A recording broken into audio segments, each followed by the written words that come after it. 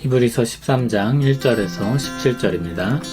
키워드는 찬송과 선행과 나눔의 제사, 은혜 받은 사람들의 제사, 하나님의 기쁨입니다. 형제 사랑하기를 계속하고 손님 대접하기를 잊지 말라. 이로써 부지 중에 천사들을 대접한 이들이 있었느니라. 너희도 함께 갇힌 것 같이 갇힌 자를 생각하고 너희도 몸을 가졌은즉 학대받는 자를 생각하라. 모든 사람은 결혼을 귀히 여기고 침소를 더럽히지 않게 하라. 음행하는 자들과 간음하는 자들을 하나님이 심판하시리라. 돈을 사랑하지 말고 있는 바를 족한 줄로 알라. 그가 친히 말씀하시기를 내가 결코 너희를 버리지 아니하고 너희를 떠나지 아니하리라 하셨느니라. 그러므로 우리가 담대히 말하되 주는 나를 돕는 이시니 내가 무서워하지 아니하겠노라. 사람이 내게 어찌하리요 하노라. 하나님의 말씀을 너희에게 일러주고 너희를 인도하던 자들을 생각하며 그들의 행실의 결말을 주의하여 보고 그들의 믿음을 본받으라. 예수 그리스도는 어제나 오늘이나 영원토록 동일하시니라. 여러가지 다른 교훈에 끌리지 말라. 마음은 은혜로서 굳게함이 아름답고 음식으로서 할 것이 아니니 음식으로 말미암아 행한 자는 유익을 얻지 못하였느니라.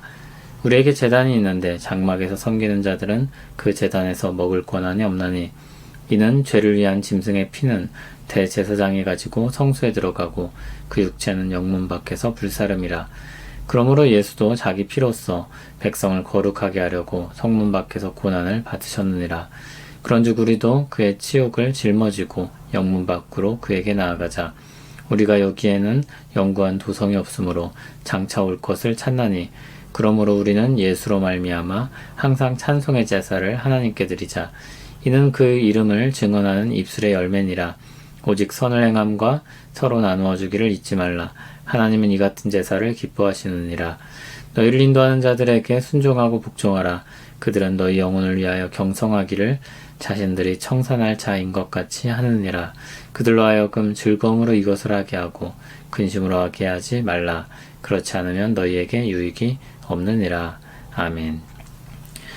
마지막 장은 믿는 사람들에 대한 삶의 권면입니다. 우리 믿음의 근거가 되시는 그리스도에 대해서 확신을 가지고 붙잡도록 길게 이야기했습니다. 새 언약으로 받은 흔들리지 않는 나라에 대해 이야기했습니다. 그러면 그 나라 백성으로 어떻게 살아야 될지도 말해야 될 것입니다. 짧게 그 나라 백성의 삶의 방식에 대해 이야기합니다. 1절 형제 사랑입니다. 이미 하던 그 사랑을 계속하는 것입니다. 2절 손님 대접하는 것입니다. 잊지 말라고 했으니 최소한 알던 것일 것이고 좀 더 말할 수 있다면 그렇게 해왔던 일입니다. 앞에서 계속하던 것을 계속 이어서 하라는 것과 비슷한 맥락입니다. 손님은 앞에서 형제와 대비되는 대상입니다. 세상에 대한 사랑의 섬김이다 라고 말할 수 있겠습니다. 이 권면에 보태어서 부지 중에 천사를 대접한 이도 있었다고 했습니다. 창세기 18장 19장에서 아브라함이 부지 중에 천사를 대접한 사건이 있었습니다. 하나님은 그런 선한 행실을 통해서 복을 주시기도 하셨습니다.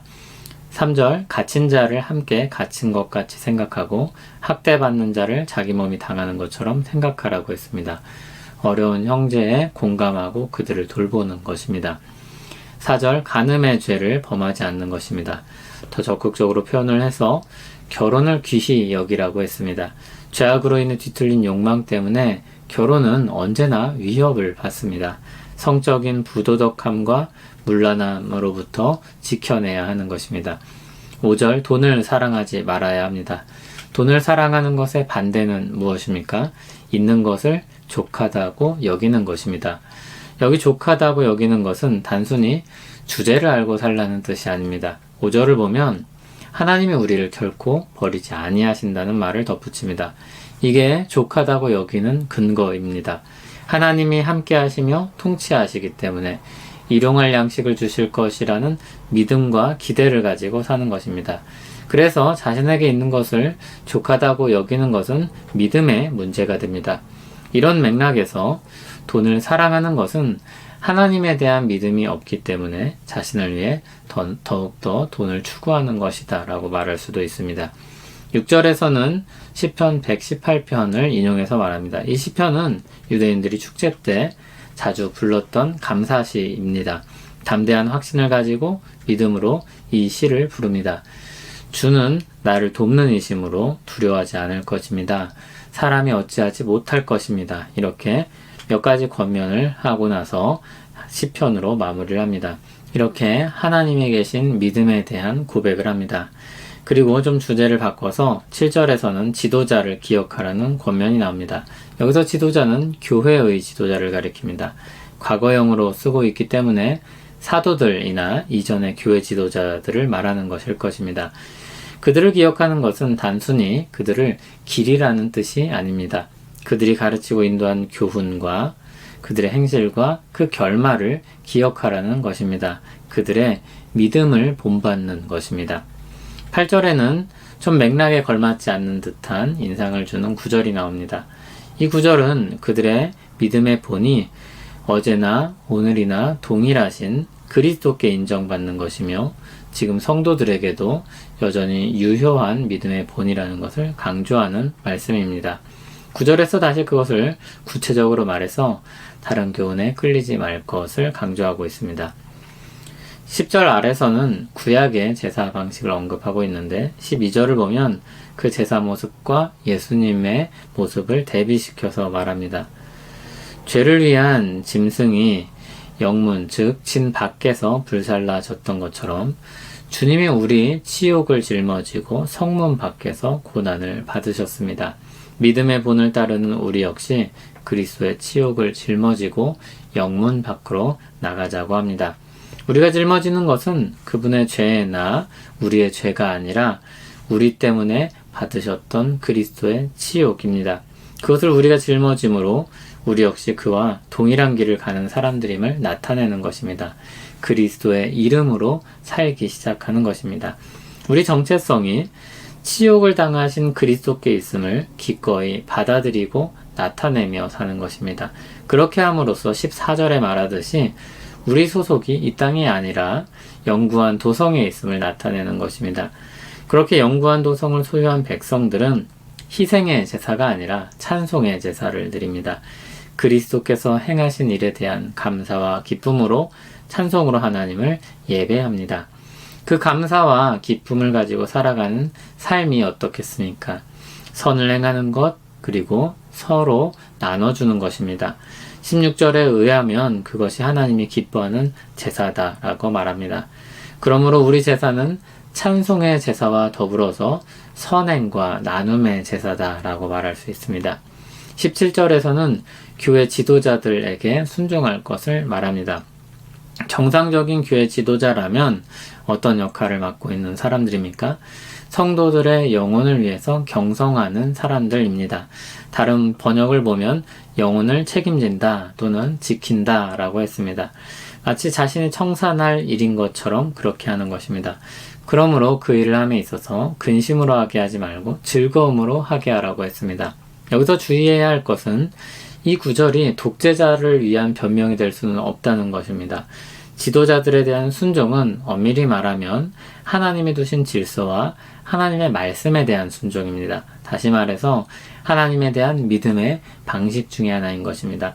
지도자는 맡은 바 책임을 다하고 함께하는 사람들은 힘써 말씀을 따라서 사는 것입니다. 그러므로 억지로 괴로워서 하는 것이 아니라 기쁨으로 감당하면서 하나님 안에서 함께 살아가는 것입니다. 사투리를 쓰는 지방에서 살던 사람이 서울로 오면 서울의 방식을 따라서 말하려고 합니다. 그러다가 다시 자기 고향으로 돌아가면 사투리를 써서 말합니다. 그렇게 자신이 그들과 같은 정체성을 가지고 있는 사람임을 상호간에 확인하게 하는 것입니다.